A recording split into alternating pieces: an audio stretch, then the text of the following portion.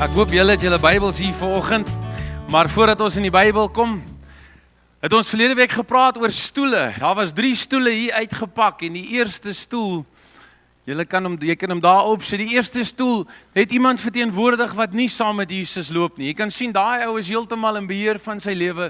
Hy sit op die stoel van sy lewe. Hy's in beheer, hy's in charge.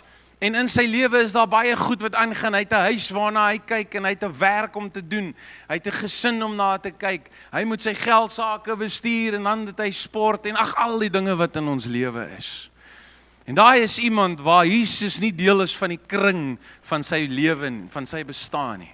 Jesus is buite dit. Hy is besig om te grind en hy's besig om rykdom te soek of besig om fame te soek of besig om wat hy ook al soek te soek. Maar Jesus Christus is nie deel van sy lewe nie. En dan is daar 'n tweede stoel wat hier in die middel gestaan het. En dit is iemand wat ook al daai goed in sy lewe het, maar Jesus is ook in die prentjie.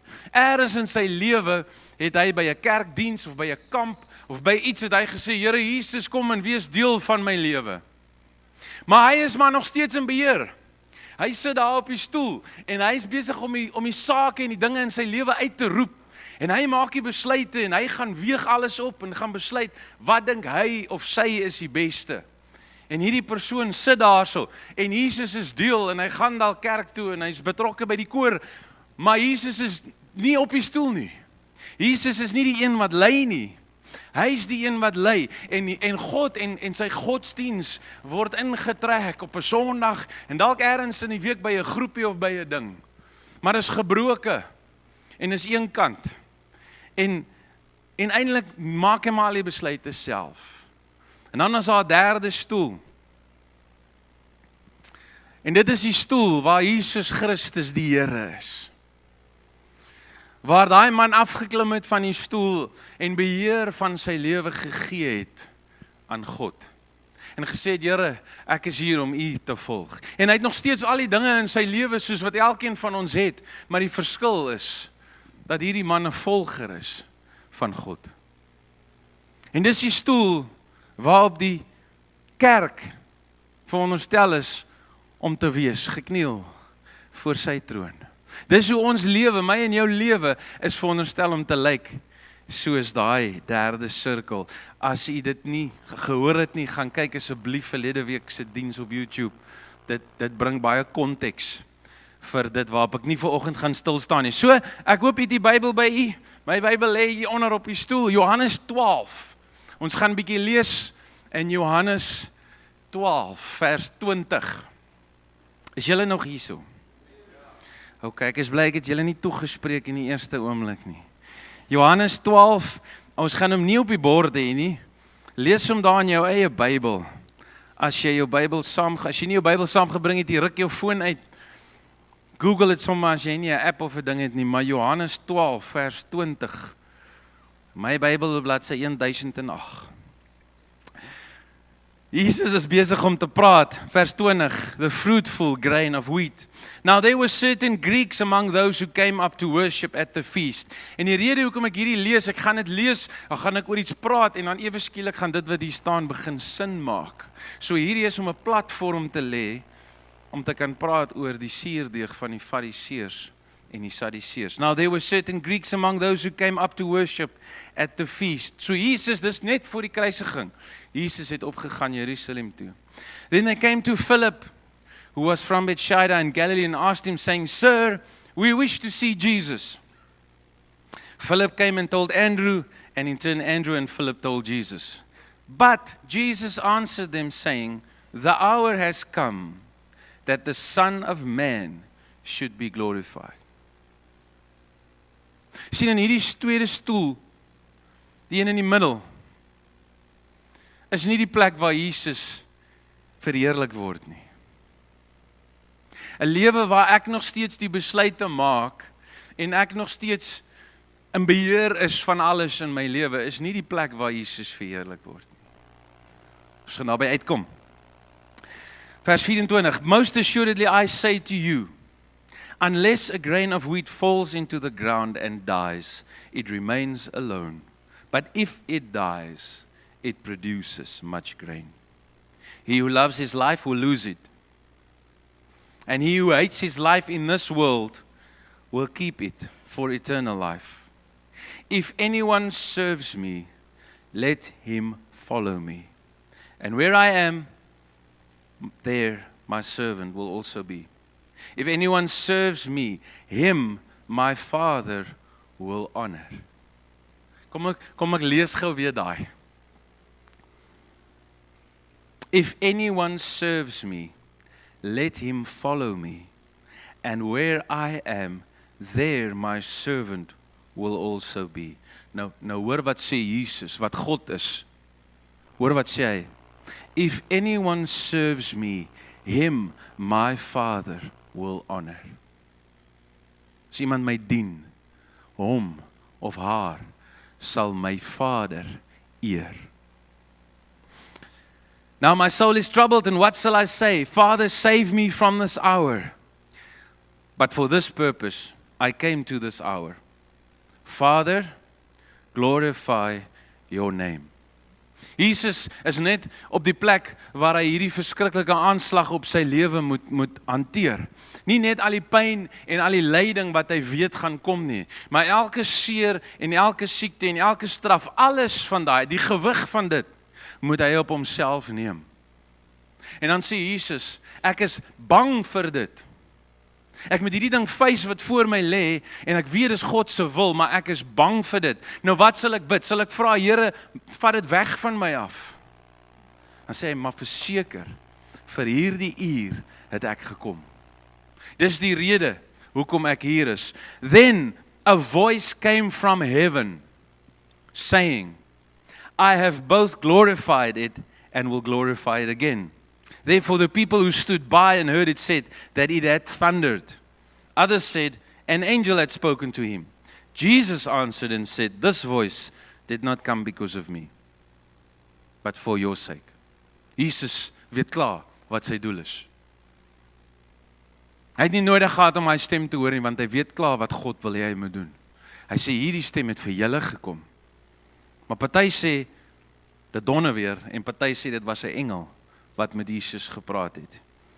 Vers 31, now the judgment of this world will be cast out, and when I am lifted up from the earth, I will draw all peoples to myself. And this he said, signifying by what death he would die.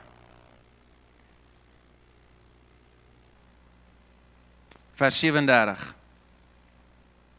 But although he, dis nou Jesus, had done so many signs before them, they did not believe in him, that the word of Isaiah the prophet might be fulfilled, which he spoke, Lord, who has believed our report? And who has the arm of the Lord been revealed to?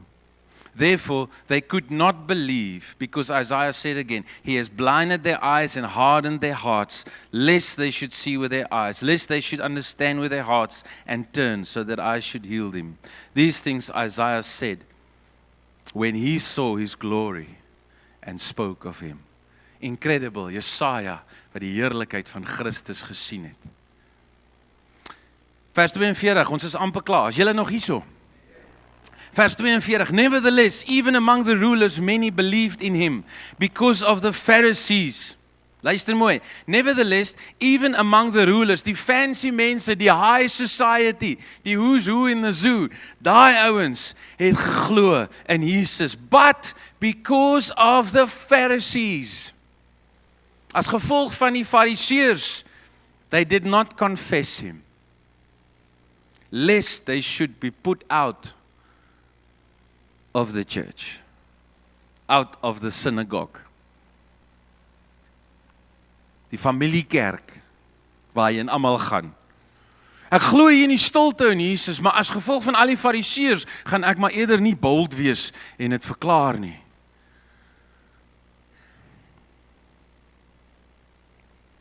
Verse 44, then Jesus cried out and said, sienende dit, ervaar mense wat glo, maar wat nie wil opstaan nie, want hulle is bang vir wat al die mense gaan dink. Hoekom? Vers 43 sê, for they loved the praise of men more than the praise of God. Dis die ding wat die Fariseer doen. Ons gaan nou daarby kom. Vers 44, Then Jesus cried out and said, He who believes in me, believes not in me, but in him who sent me. And he who sees me, sees him who sent me. Hy wat my sien, sien die Vader wat my gestuur het, sê Jesus. Dit beteken as ek wonder, hoe is Vader? Kyk na hoe Jesus is. As ek Jesus sien, dan sien ek die Vader. Vers 46 sê, I have come as a light into the world, that whoever believes in me should not abide in darkness. And if anyone hears my words and does not believe, I do not judge him. For I did not come to judge the world, but to save the world. Dis hoekom Jesus gekom het. He who rejects me does not receive my words, as that which judges him. The word that I have spoken will judge him in the last day. For I have not spoken on my own authority, but the Father who sent me gave me command what I should say and what I should speak. And I know that his command is everlasting life. Therefore, whatever I speak, just as the Father has told me, so I speak. Prys die Here. Nou het julle meer Bybel gelees as baie pastore. So wat is die suurdeeg van die Fariseërs en die Sadduseërs? Kom ons kyk. Matteus 6 vers 1 tot 3. Hierdie is nie lank nie, hierdie is op die bord, ek sal dit vir julle lees. Matteus 16. Then the Pharisees and the Sadducees came, and testing him asked that he would show them a sign from heaven. He answered and he said to them, When it's evening you say, it'll be fair weather, for the sky is red. And in the morning, it'll be foul weather today, for the sky is red and threatening. Hypocrites, you know how to discern the face of the sky, but you cannot discern the signs of the times. Vers 4 sê, A wicked and an adulterous generation seeks after a sign, and no sign shall be given it, except the sign of the prophet Jonah. And he left them and departed. Now, when his disciples had come to the other side, they forgotten to take bread. Hulle maak 'n foutjie. And then Jesus said to them, Take heed and beware of the leaven of the Pharisees and the Sadducees. Pas op vir die gis van die Fariseërs en die Sadduseërs. So wat gaan aan? Wie van julle het al ooit in jou wandel gekom en jy sê, ag Here, gee net vir my 'n teken. En dan het jy al ergens hierdie skrif gelees. En dan voel jy so sleg en confused. Want gaan die Here nou vir my 'n teken gee, of is ek nou 'n Fariseer en 'n Sadduseer wat nou 'n teken soek? En dit is nie verkeerd om vir die Here te vra nie. Ons sien baie ouens het tekens gevra. God self het vir Moses gesê, hierso is tekens dat hulle kan sien. Ons het nou net gelees in Johannes 12, Jesus het 'n klomp wonderwerke gedoen, 'n klomp tekens. Hoekom? In 'n ander skrif sê Jesus, moet dan nie, as jy dan nie sukkel om te glo op grond van wat ek sê, glo dan as gevolg van die werke wat jy sien. So, tekens is nie per se foutief en sondig nie, maar Jesus het hierdie ouens se harte gesien.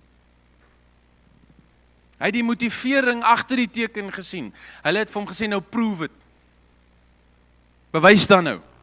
Nou wat baie interessant is hierso, van hierdie Fariseërs en die Sadduseërs is, hulle glo verskillende goed, maar hulle loop altyd saam. En as ek praat van die suurdeeg, kom ons kyk, wat beteken die suurdeeg? Wat is suurdeeg? Wie van julle weet wat? Weet jy, okay manne, ons weet net die broodreis. Nee, daar het nou nie so ou taai klei te sien. En as 'n mens nou 'n broodjie probeer bak, daar in die vuur, en jy die suurdeeg deel gemis, dan bak jy eintlik maar 'n baksteen. So wat suurdeeg doen, wat die gis in suurdeeg doen, en suurdeeg is mos nou die gesonde brood. Jy mag nou nie meer gesnyde brood koop, jy moet nou suurdeeg brood koop. Nee? Dis nou daai gis in die suurdeeg, wat dit doen is, dit vreet die suiker op, en dan sit dit, die suiker word dan nou omgesit in koolstofdioksied. En dis die gas wat vrygestel word in die broodjie, en dit maak dat die broodjie mooi rys. En dan kry jy nou verskillende broodjies, hoe meer gate, dis soos kaas, hoe meer gate die broodjie het, hoe fancier is hy. Maar suurdeeg, die ding van suurdeeg is, sodra jy suurdeegies begin fermenteer, gewone deegwater en jy fermenteer om, maar raak het suurdeeg. Dis amper soos party skoonmaas, nê?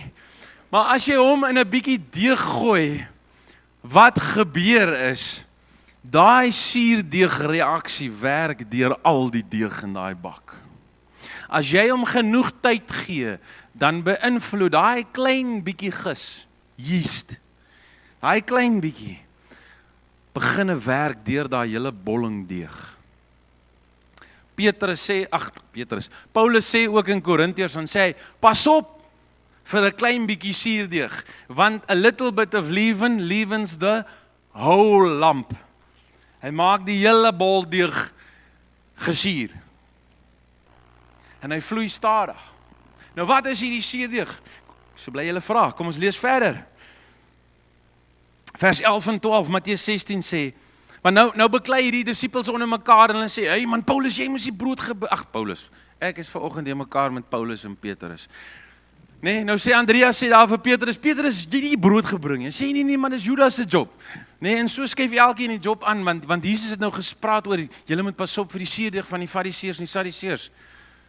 En dan kom Jesus en hy sê, man, onthou julle nie die 2 broodjies en hoeveel 1000 stukke ons gemaak het. En onthou julle nie die 2 visse en die 5 broodjies en hoeveel 1000 ons het gemaak het nie. Dit gaan nie oor die brood nie.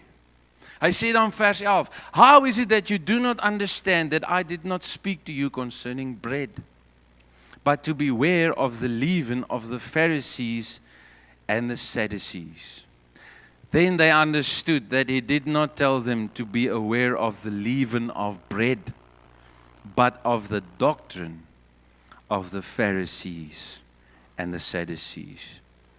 Die lering van die Fariseërs en die Sadduseërs. Kyk, as ons vanoggend klaar gelees het, dan gaan julle meer Bybel gelees het as die paus self. Daar staan geskryf, kyk wat het gebeur in Johannes 12 vers 26. Jesus kom en hy bid en hy sê, Father, glorify your name. Then a voice came from heaven saying, I have both glorified it and will glorify it again. Wat is besig om te gebeur? Jesus is op die aarde en hy bid 'n gebed en dan is daar 'n stem uit die hemel uit. En Jesus sê, hierdie stem het nie gekom vir my nie, hierdie stem het gekom vir julle. Sodat julle kan glo dat God die Vader, wat gebeur? Wie is die stem wat praat? Okay, kom ons lees. I have both glorified it. Father, glorify your name. Who is going to glorify the Father's name? Father. Okay, ek moes dit dalk in Afrikaans opgesit het, ek vra om verskoning. Dis nie 'n stryk vraag nie. Jesus bid en hy sê, Vader, verheerlik u naam.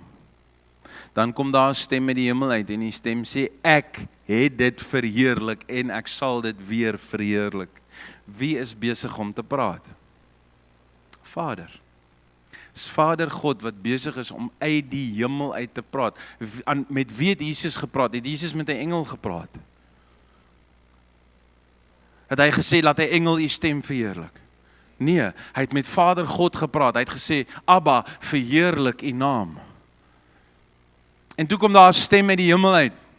En die stem sê, ek het dit verheerlik. Wie het Vader se naam verheerlik? Vader God het sy naam verheerlik. Deur alles wat Jesus gedoen het, deur Jesus te bekragtig, deur dit waar te maak, want Jesus het gesê, ek kom in die naam van die Vader. En as jy in my glo, ek en die Vader is een. En elke ding wat Jesus gedoen het, was 'n bewys en 'n teken dat Vader God God is en dat hy die seun is van God. Dat hy Jesus Christus is, die Messias. Dan bid hy voor sy kruisiging en hy sê, Vader, verheerlik u naam. Dan kom 'n stem uit die hemel uit en is Vader wat praat en Vader sê, ek het dit verheerlik en ek sal dit weer verheerlik. Wat hoor die mense? Hulle hoor nie vir Vader nie.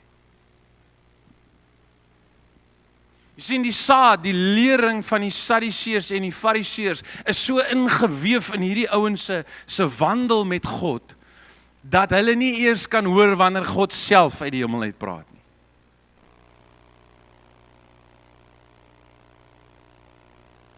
Wie van julle het al die Here audible gehoor praat?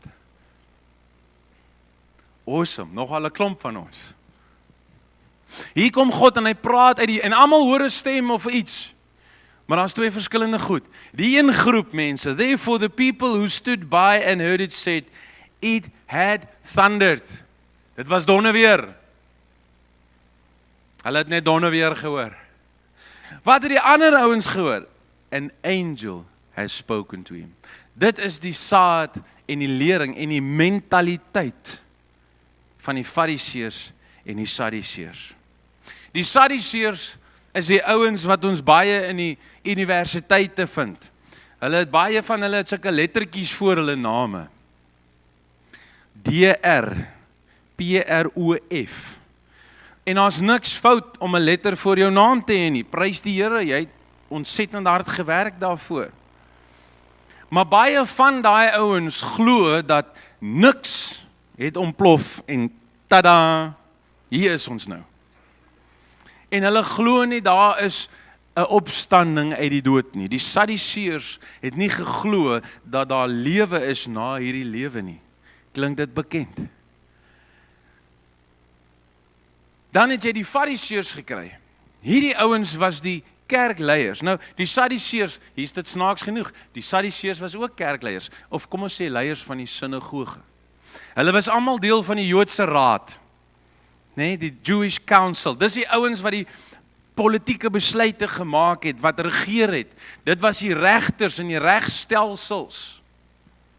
Ons sien vandag hierdie suurdeeg in ons regstelsels, wat deurloop, wat sê dat 'n man 'n vrou kan word as hy wil, en 'n vrou 'n man kan word.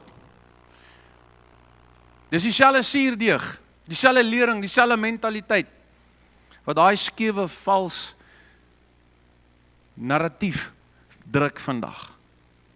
Die ding het nie doodgegaan toe die kerk so 70 jaar, toe die Rome afgebrand het en al daai goed, toe hierdie ouens hulle mag verloor, maar daai gees agter dit, die mentaliteit leef nog baie sterk vandag.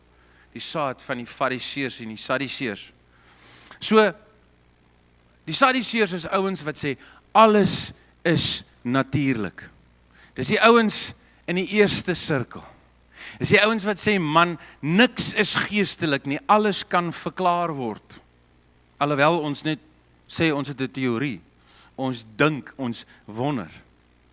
En wetenskap is wonderlik, goddelik, want Romeine 8 sê, die natuur wys dat God God is, dat daar 'n skepper is. So daar's niks fout met wetenskap nie, daar's niks fout om slim te wees nie. Die slimste, wysste ou in die wêreld, van alle tye, wat ook die rykste ou was, sy naam was Salomo. Hy was goddelik, daar's niks fout met dit nie. Maar wat hierdie Sadduseërs doen is, hulle glo nie dat daar 'n geestesriem is waar God leef nie. Hulle glo nie in die ewige lewe nie. Hulle glo net, as jy doodgaan is daar niks. En die ouens vandag ongelukkig, in die tyd waarin ons leef, sit in die kampusse, en hulle leer ons jong mense 'n klomp nonsens, want hulle is deurdrink met 'n valse lering. Dan kry jy die Fariseërs. Hulle is bietjie moeiliker. Hulle is die ouens wat alles wat soos Christus is binne in jou wil doodmaak. Dis die in 'n verkeerde lig ou godsdienstige gees wat saam met mense gaan. Dis die ouens op die tweede stoel. Dis die ou wat 'n tipe van 'n godheid bely, maar nie die krag daarvan in hom dra nie. Hulle maak soms regte klanke, maar hulle lewe nie saam met Jesus Christus nie. Dis die ouens wat so hoë verwagting op ons probeer sit, maar self nie daarby kan uitkom nie. Kom ek sê bietjie iets waarmee ons dalk kan assosieer van 'n Fariseer. 'n Fariseer sê, moenie maak soos ek maak nie, maak soos ek. Dis 'n Fariseer. 'n Fariseer is iemand wat sy broer en sy suster diskwalifiseer, omdat hulle iets nie reg doen soos wat die Bybel sê, en hulle kry dit nie perfek reg nie, maar hy kyk nie na sy eie sonde en sy eie tekortkominge nie. Dis die gees van 'n Fariseer, 'n oordeel. Ek diskwalifiseer mense, ek diskwalifiseer myself. Kom nou, is julle ouens met my? So So kom ons kyk gou na daai 3 sirkels. Die Sadduseer sê daar is nie 'n ewige lewe nie. En hy versprei dit en Jesus sê, wees versigtig vir dit. Wie van julle het al in tale gebid byvoorbeeld? Jy bid in tale en dan kom maar hierdie gedagte in jou kop. Nee man, dit kan nie waar wees nie. Jy maak dit op. Wie van julle wou al bid vir iemand en dan nee man, dit is nie die plek daarvoor nie. Kom nou. Dis daai selfe gedagte van die Sadduseer. Hey man, jy kan nie hier praat ons werk. Hier praat ons besigheid. Ons praat rugby hier. Ag, ek weet julle doen dit nooit nie, maar. En dan almal van ons boks met hierdie Fariseer lering. Ons almal sukkel met daai ding. Want ons sukkel om net aan te neem wat Jesus Christus klaar vir ons gedoen het. En dat dit wat hy vir ons gedoen het genoeg is. Wat wil God hê moet ons wees? Hy wil hê ons moet volgers wees. 'n Volger. Nou wat is die verskil tussen die Fariseer en die volger? Hoe skuif ek myself van hierdie stoel in die middel af na daai stoel waar Jesus in beheer is van my lewe? Want jy sien, die Fariseer gees gaan vir jou sê, die Fariseer seun gees gaan vir jou sê, daai Fariseer mentaliteit gaan vir jou sê, nee man, die ouens op daai derde stoel, nee, hoe kan jy dan net sê, man, Gods water oor Gods akker, ek moet al hierdie goed uitsort in my lewe, broer, jy's 'n dominee man, wat weet julle werk Sondag, wat weet jy van die res van die week, en van alles wat daar aangaan, nou wil jy van my kom sê, ek moet alles oorgee aan Jesus, dit werk nie so nie, Jesus kom nie werk toe nie, maar wat dan van Jesus wat binne in jou is?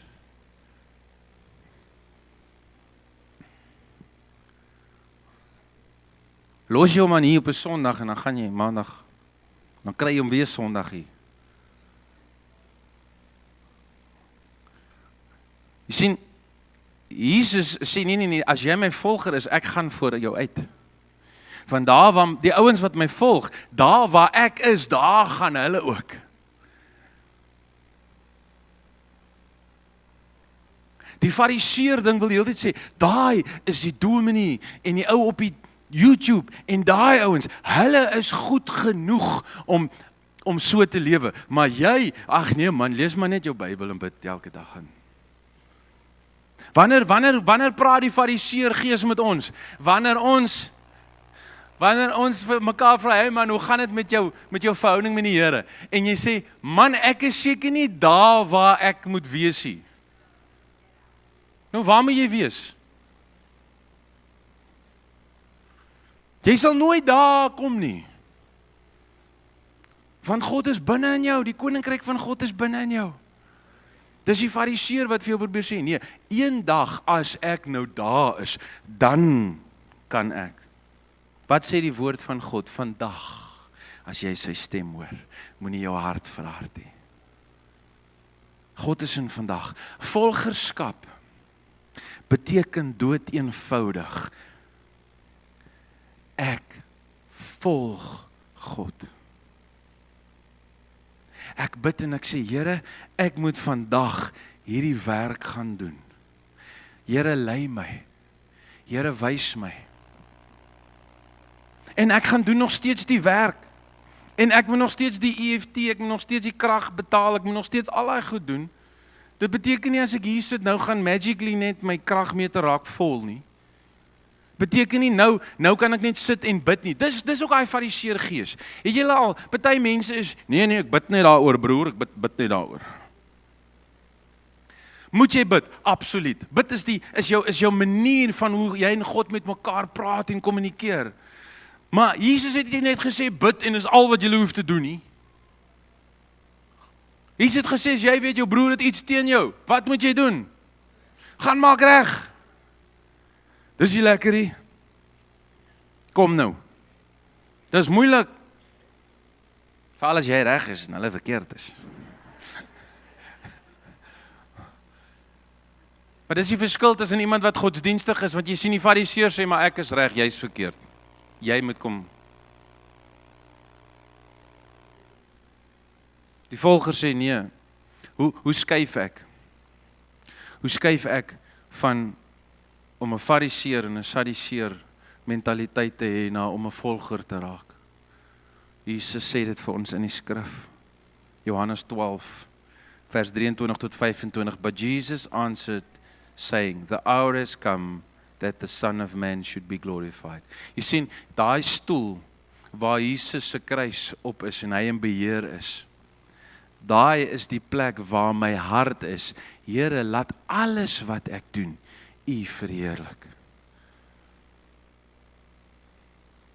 Dan sê hy die volgende, hoe skuif ek na die stoel toe? Hier is die antwoord.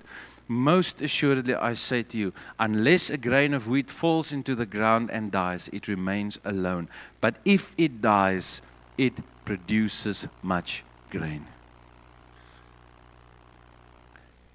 Ek moet sterf aan myself.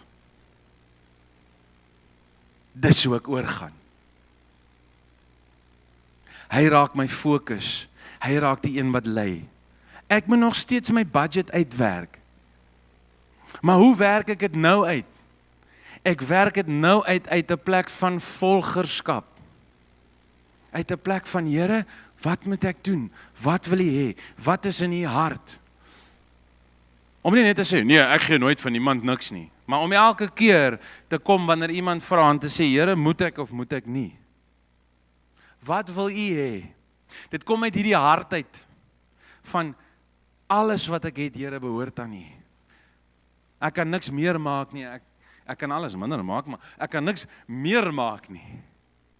Uit myself uit nie.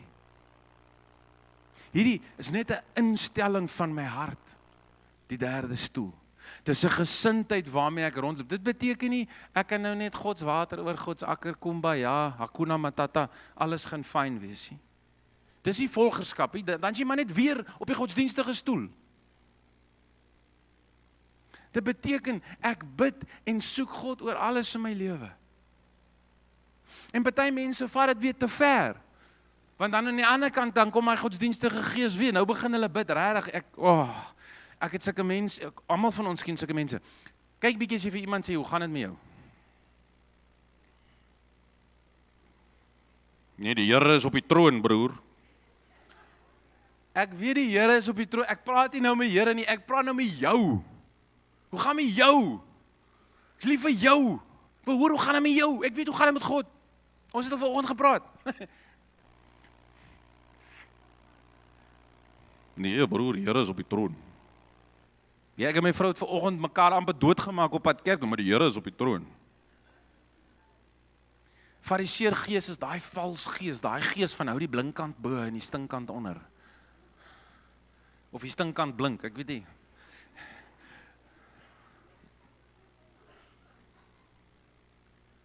Is so onnatuurlik kerklik. Ek is mos 'n kerkmens. Is te bitter.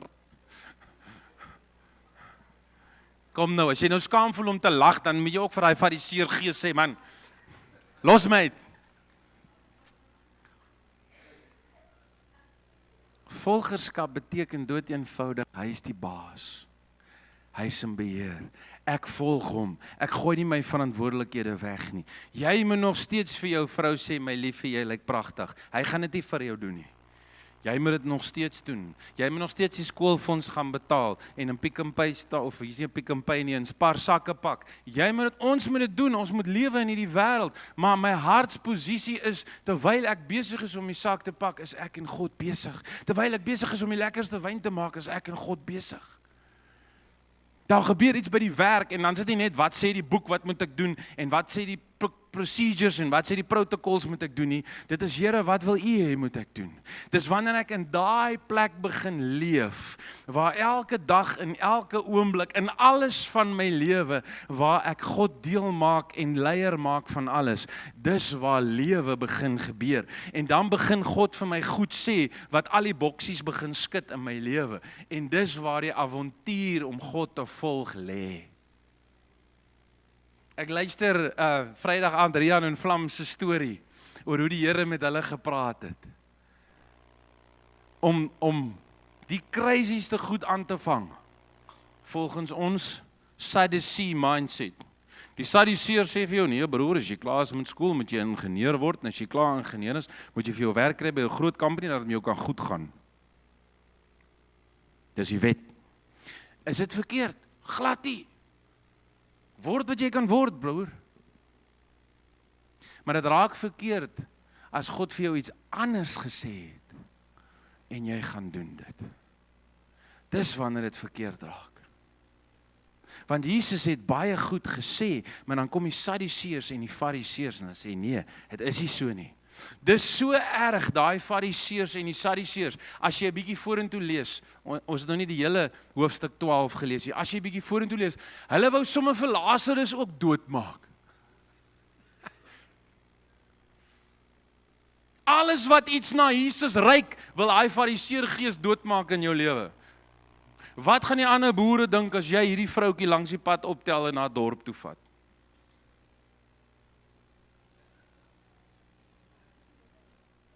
Nou wees wys, hoor die Here. 'n volger, daai derde stoel waar Jesus die Here is. 'n volger maak foute. 'n volger is nog steeds 'n menslike faktor. Ons het nog almal 'n menslike faktor. Maar dit beteken, ek is nie skeef in my gedagtes dat ek net in die fisiese glo nie. Terwyl my vrou besig was om chemo en radiasie en alles wat hulle het te kry, het ek nog steeds gebid vir die siek mense. Want ek glo nog steeds en ek het al te veel gesien dat God genees. Alhoewel ek het nou nie op daai oomblik self nou sê, Here, hoekom deur die medisyne, hoekom deur al die drama en al die nagevolge, al die goed, I don't know. En hy het my ook nie gesê nie, en hy gaan my siek ook nie sê nie. Miskien eendag sal hy my sê. En dit maak nie saak nie. Daar's party goeders julle wat ons bid, en ons bid vir jare en die Here antwoord nie, en partykeer dan is it time to move on. Vertrou wie hy is. Vertrou dat hy 'n goeie pa is. Paulus sê dit so, hy sê nie dat ek dink, dat ek nou al die kaas is nie, maar een ding doen ek vergeet die goed wat agter my lê en ek strek my uit, na wat voor my is, om vas te vang dit waarvoor God my gevang het, om te gryp dit waarvoor God my gegryp het.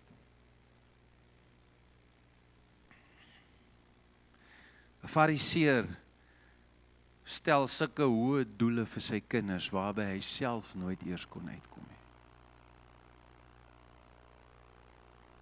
En daai arme kinders is wrakke. Ek sien soveel jong mense, soveel mooi en potensiaal, en hulle loop soos wrakke, want die ouers is so streng, en so kwaai.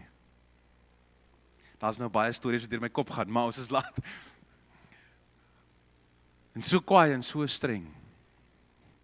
Voordat jy in jou kind se keel afklim, vat 'n oomblik en sê, Here, wat moet ek sê? Wat wil U sê? Net daai klein oomblikkie verander hierdie ding in iets moois, in iets goddelik. Moenie net onmiddellik flip nie. Sê, Here, wat wil U hê? Wat dink U? Wat moet ek doen? Wat moet ek nou doen? En kyk hoe verander God jou lewe. 'n volger is iemand wat net partykeer 'n oomblikkie wag. Net 'n oomblikkie wag. Hoe raak ek 'n volger? Ek sterf aan my eie voorkeure. As 'n saadjie koring nie in die grond val. Hy lyk pragtig daar op die rak, maar hy bly 'n enkele saadjie. Maar as hy in die grond val, sterf en toegemaak word en nat gemaak word, dan kan hy groei en vrug produseer. Solank soos wat ek God net include hier in doer in my lewe, gaan my lewe onvrugbaar bly. En dis hoekom baie mense discouraged raak en moeg raak en van die pad afval. Want Jesus is nie die Here nie, hy is net die redder. En hy is nie die een wat die shots call nie. En is maklik om met te praat, maar is by die moeilike besluite. Is by die moeilike besluite waar hierdie goed getoets word. Is ek 'n fariseer of is ek 'n volger? En die verskil is eintlik maar net 'n hart wat gedraai is na God. 'n Hart wat sê, Here, nie my wil nie, maar U wil. Daar staan Johannes 12, ek sluit af. He who loves his life will lose it. And he who hates his life in this world will keep it for eternal life. Wat beteken dit? Dit beteken dat nie dat jy jouself moet doodmaak nie, inteendeel. Dit beteken maar net, as jy jou hele lewe gebruik om alles in hierdie wêreld te doen wat jy in besit wil neem, en jy doen sonde want dis lekker. Jy kyk na goed wat jy nie moet kyk nie. En jy eet goed wat jy nie moet eet nie. En jy doen goed wat jy nie moet doen nie. En jy sê goed wat teen God se wil gaan. Dan is jy besig om jou lewe lief te hê. Jy lewe vir jouself. Jy spandeer alles wat jy het op jouself en op jou family en op jou pelle. Dan sê hy, dan gaan jy jou lewe verloor vir die ewigheid. Hy sê, maar as jy jou lewe haat, wat beteken dit om my lewe te haat? Dit beteken dood eenvoudig, ek doen nie die dinge van my vlees nie, maar ek doen sy wil. Dit is dood eenvoudig wat dit is. Ek doen nie die dinge van my vlees nie, maar ek doen sy wil.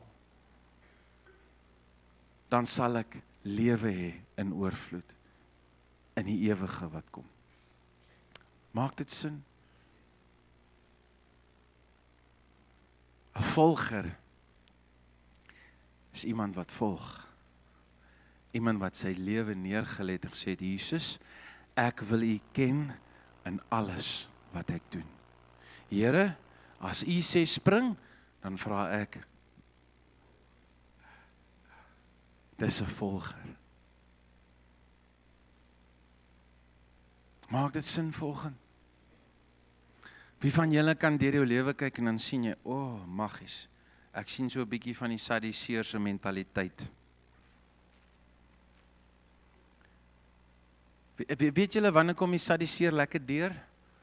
Wanneer dit so droog is. Praat vanoggend. Wanneer dit so droog is in Mamasbury en Moreesburg en Ceres en die Swartland, die Koue Bokkeveld en daai plekke, en daai koring, dan fight ek daai Sadduseër. Want is daai Sadduseër wat die bonatuurlike wil uitsmyt. En hulle sê, hoe gaan jy lewe? En hoe gaan jy betaal? En hoe gaan jy vorentoe gaan? En waar gaan af jou kos kom? Dis daai mentaliteit. Wat sê die volger? Die volger sê deur hongersnood, al sou die vrye boom nie. Dis die verskil. Die Fariseer kyk en hy sê, kyk daar, Jesus is dood, wat nou? Die Fariseer sê, Paulus, hy het gesing daar, hy en nou Silas. Toe sing hulle, ek sien in my gees die glorie. En daar val die kettinge af en die tronk is oop. En die volgende keer is Paulus in die tronk en daar gebeur niks. Wat sê die Fariseërs vir mekaar? Nee, broer Louis, hy het nou sy salwing verloor.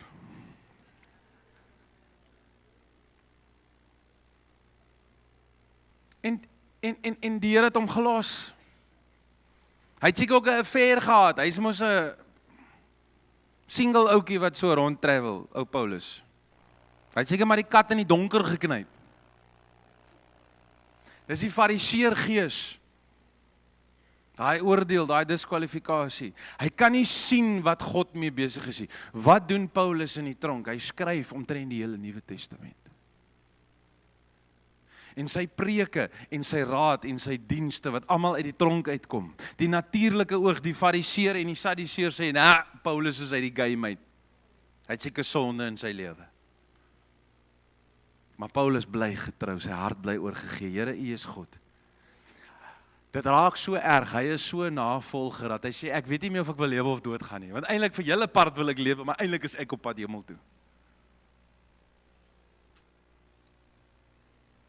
Fariseer kan nie sien, die Here het my gelos, hoekom gaan dit so sleg met my? Jesus sê, wees versigtig vir daai manier van dink. Want as jy daai ding laat groei in jou hart, dan gaan jou hele lewe deurvloed raak van dit.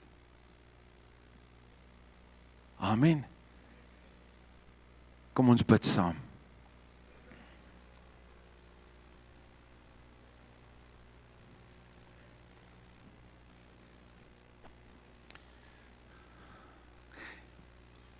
Ai Here, as ek so praat, dan sien ek so baie die fariseer in my eie lewe.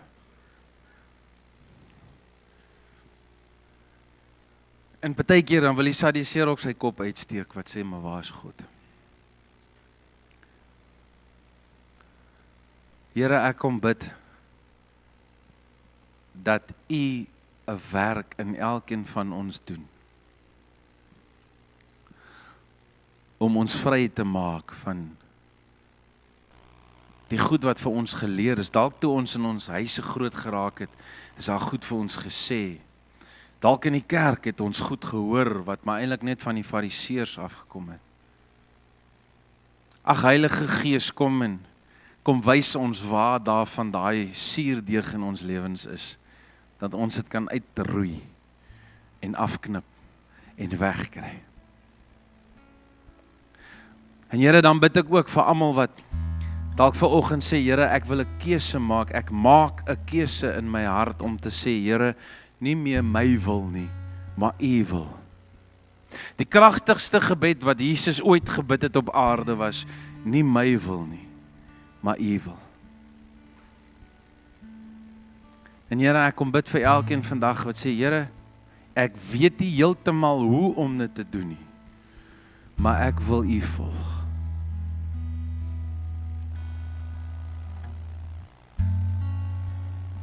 Here, kom wees die Here en die baas van my lewe. Ek bid vir elkeen vandag wat dit in hulle harte bid. Ek bid, Here, dat U hulle sal losmaak en sal vrymaak van al die leuns, van daai stemme wat met hulle probeer praat in hulle gedagtes, dat U hulle sal vrymaak om volgers te wees. Ek bid, Here, dat U hulle sal vul met 'n dapperheid en met 'n moed en met 'n waagmoed in hulle harte om te doen dit wat U al lank reeds met hulle gepraat het. Here, ek bid vir ouens om op te staan en om nie lou warm te wees nie, maar om te brand vir U, om U te volg, Here, om op te offer en te doen wat U vra. Ek bid vir 'n gees van gehoorsaamheid in ons harte, om te hoor wat U sê en om te doen wat U sê. Maak my 'n volger, Here. Nie iemand wat te bang is om op te staan, want ek wil mense behaag en waar mense se prys vir my belangriker sal wees as prys van my Vader in die hemel nie. En dankie, Here, dat ek kan oorgee en weet dat U my hoor, want U las is eintlik lig en U juk is eintlik sag. Dis die godsdiens wat so hard is. Dis die voorgee wat so moeilik is. Maar omdat U vir ons lief is, kan ons net volgers wees wat se harte gedraai is na U toe. En dan bid ons, Here, hier is ons lewens, kom en verheerlik U naam. Kom en verheerlik U naam deur ons lewens. Here, ons wil nie meer hê iemand moet na ons kyk en dink, o, hierdie is die goeie sakeman. O, hierdie is die beste onderwyser. O, hierdie is 'n ryk, suksesvolle besigheidsman. Ons sal al daai goed wees, Here, maar ons wil hê as mense na ons kyk, moet hulle sê, wow, Jesus Christus is goed. Dis wat ons wil hê. So help ons om U te volg. Stuur geloof in ons harte. Om nie net te doen wat ons verstaan nie, maar om te doen wat U vra.